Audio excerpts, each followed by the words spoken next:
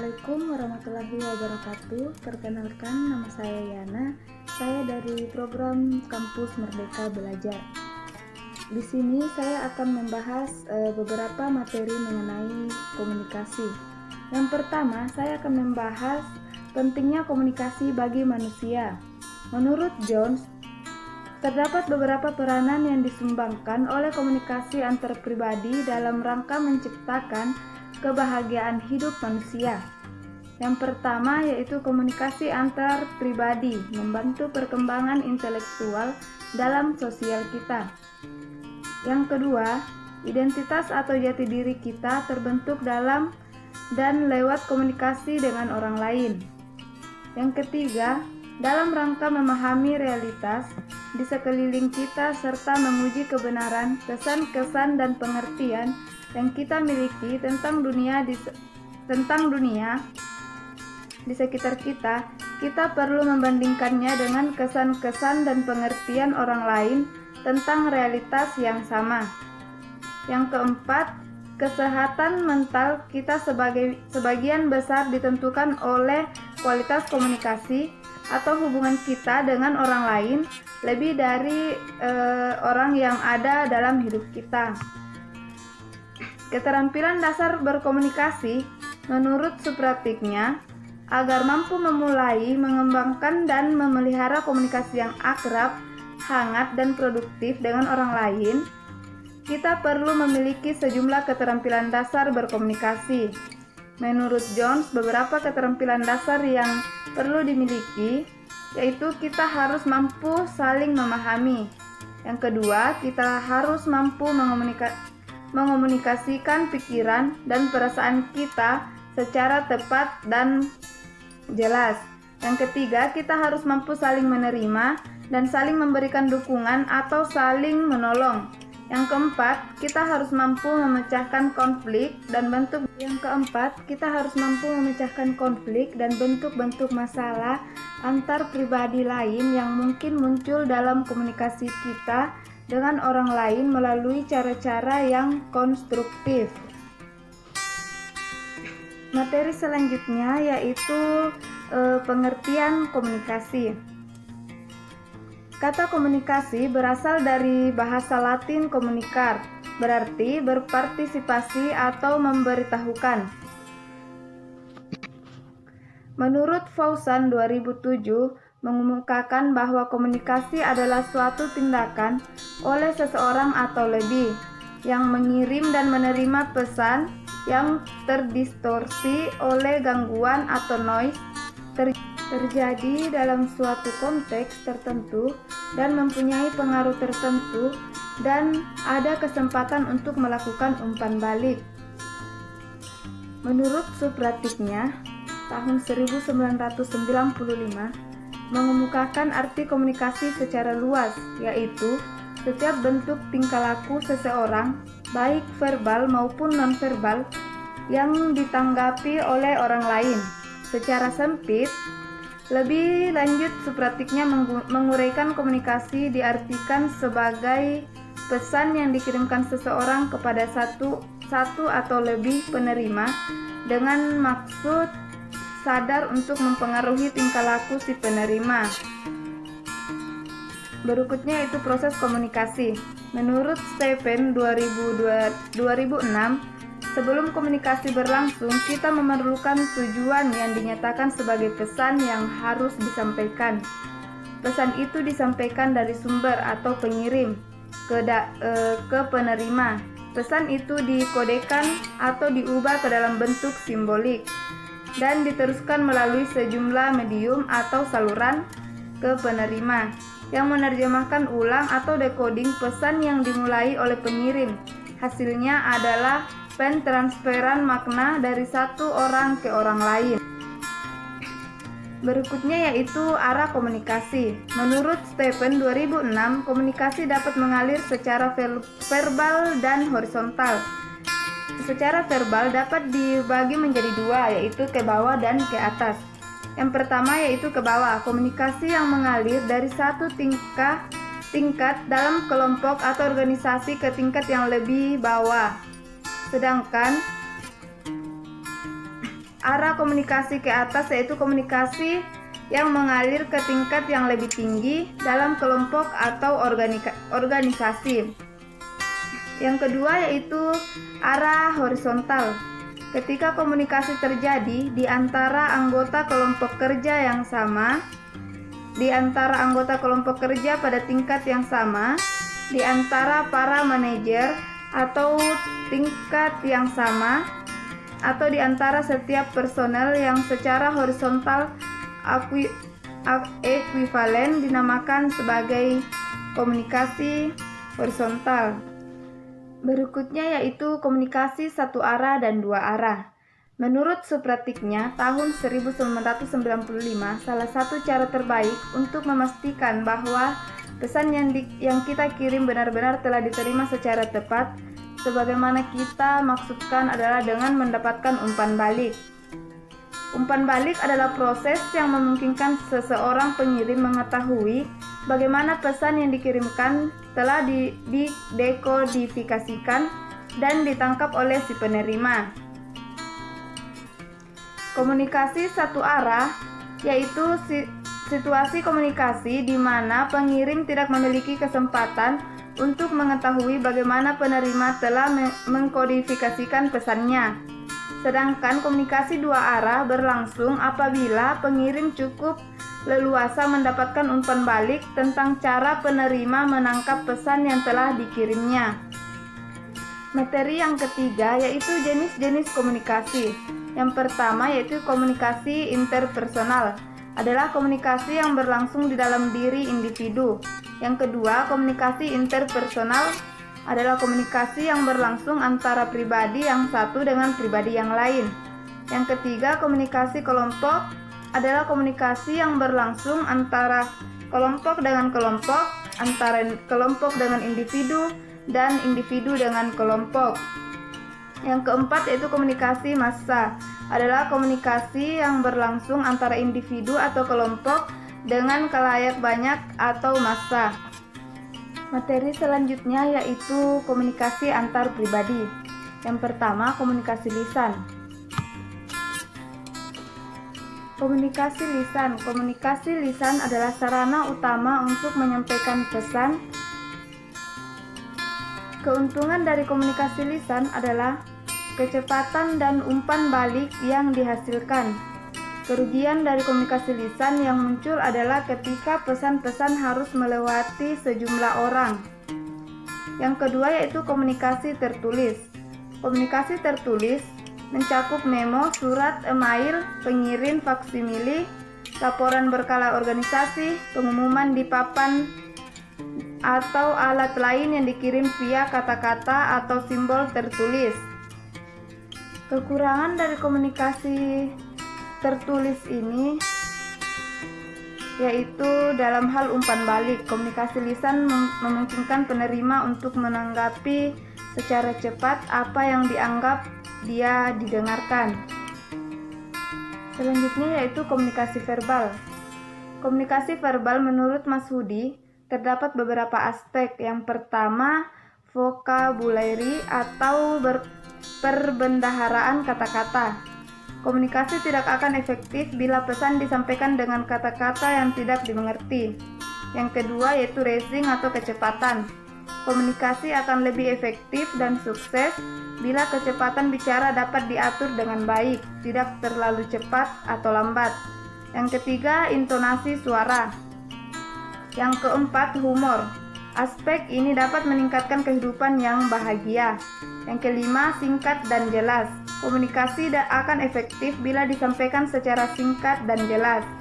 Yang keenam, timing atau waktu yang tepat. Dalam berkomunikasi menjadi berarti bila seseorang bersedia berkomunikasi.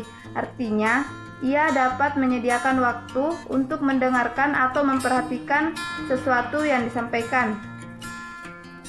Berikutnya itu komunikasi nonverbal atau bahasa tubuh. Komunikasi nonverbal adalah penyampaian pesan tanpa kata-kata.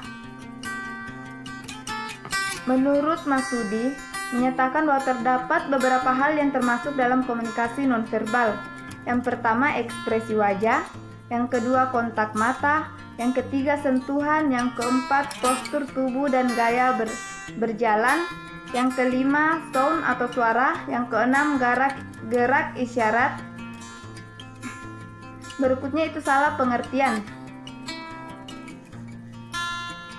Menurut Dian dan Mas Hodi 2012, ada beberapa hal yang dapat dilakukan untuk menghindari terjadinya salah pengertian. Yang pertama, mengatakan apa yang kita inginkan dengan statement, yaitu kalimat yang dimulai dengan kata saya dan dilanjutkan dengan deskripsi apa yang kita inginkan, termasuk perasaan yang kita rasakan. Dalam Militer 2007.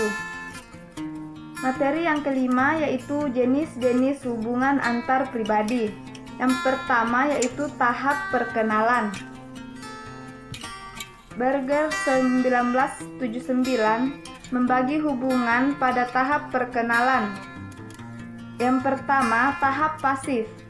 Tahap pasif yaitu tahap yang mengutamakan perhatian terhadap komunikasi tanpa menanyakan apa-apa, seluruh situasi dan kondisi tetap sebagaimana apa adanya dan tidak dimanipulasi.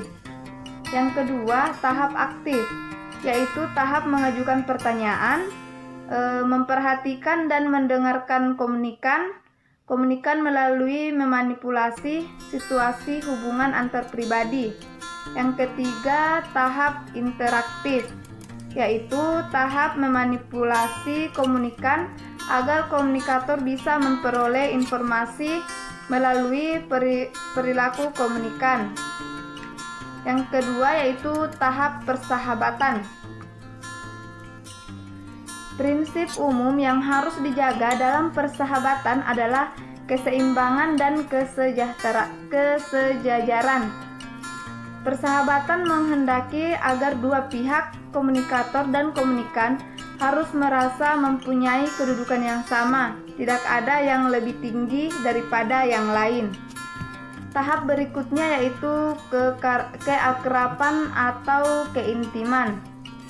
Menurut Silar, mengemukakan pendapat antar pribadi yang intim disebabkan oleh interaksi yang berulang-ulang dengan derajat kebebasan dan keterbukaan yang sangat tinggi. Berikutnya yaitu tahap hubungan suami istri. Menurut Wery, hubungan suami istri ditandai dengan gaya cinta yang akrab dan intim.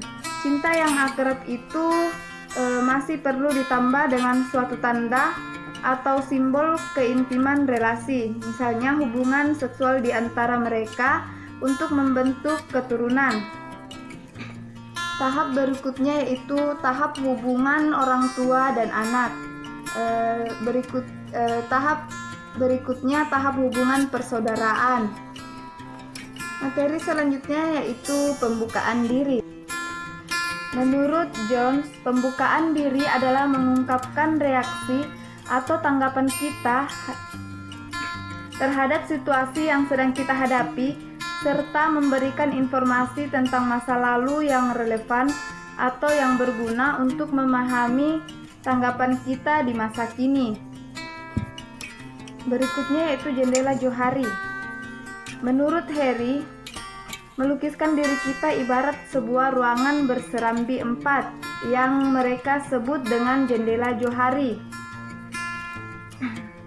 Sesuai nama depan mereka, yang pertama yaitu serambi yang berisi hal-hal yang kita ketahui dan diketahui oleh orang lain, disebut daerah terbuka. Serambi kedua berisi hal-hal yang tidak kita ketahui namun diketahui oleh orang lain, disebut daerah buta. Serambi ketiga berisi hal-hal yang kita ketahui namun tidak diketahui oleh orang lain, maka disebut daerah tersembunyi. Serambi keempat berisi hal-hal yang tidak diketahui baik oleh diri kita sendiri maupun oleh orang lain, disebut daerah tak sadar.